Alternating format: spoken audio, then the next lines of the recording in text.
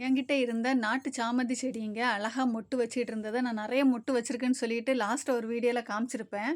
அ இப்போ அது பூ பூத்திருக்குங்க. பூ பூத்ததுக்கப்புறம் அதோட அழக பாருங்க. லைட் கத்திரிப்பூ கலரான அவ்வளோ அழகா இருக்கு.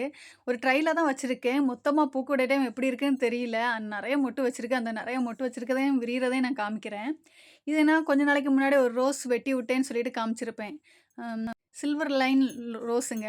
அது வெட்டி விட்டு, அதுக்கு கொஞ்சம் காய்கறி ஊற வச்ச தண்ணி தாங்க ஊத்தி குடுத்தேன். அதோட திளில் எடுத்திருக்கத பாருங்களேன். கீழ இருந்தே திளில் எடுத்து அழகா வந்துட்டு இருக்குது. பார்க்கலாம் எவ்வளோ புஷ்ஷா, எவ்வளோ பெருசா வளருது, எவ்வளோ மொட்டு வச்சு, எவ்வளோ பூ பூக்குதுன்ட்டு. பார்க்கக்கூடிய டைம் எல்லாம் ரெயின் லில்லி விதைய எடுத்துட்டு வந்துறது. கையில கிடைக்கக்கூடிய டைமு. ஆன்லைன்ல வாங்கி விதை போட்டு வளர்ந்தத நான் உங்ககிட்ட சொல்லியிருந்தேன். ஒரு ட்ரைல போட்டு வச்சிருந்தாருன்ட்டு. அத எடுத்து ரீபாட் பண்ணி வச்சிருக்காரு. ஒரு பாட்ல 2 எடுத்து நட்டுருக்காரு பாருங்க. ஒண்ணு டார்க் கலர் மாதிரி இருக்கு. அதோட தண்ட பார்க்கக்கூடிய டைம் தெரியுது. ஒண்ணு லைட் கலர் மாதிரி இருக்குது. இனியும் நெறைய இருக்கு பார்த்தீங்களா? ட்ரைல போட்ட விதையெல்லாம் வந்துச்சுங்க. ஆனா எனக்கு ஒரு அடுக்கு தான் நான் ஒரு வாட்டி ட்ரை பண்ணியிருக்கேன். ஒரு அடுக்கு டாலியா செடி தான் வந்திருக்குது. நெடுநீளமா வளர்ந்துட்டு போகுது பாருங்க. எடுத்து மாத்தி நடணும். ஆன்லைன்ல வாங்கி யாராவது ஃப்ரெண்டுங்களுக்கு இந்த அடுக்கு டாலியா வயட்டு பூத்திருக்கான்னு எனக்கு கமெண்ட்ல சொல்லுங்க. என் வீட்டுக்காரர் சொல்றாரு என்னன்னா, "இது அடுக்காயிட்டு தான் வரும்.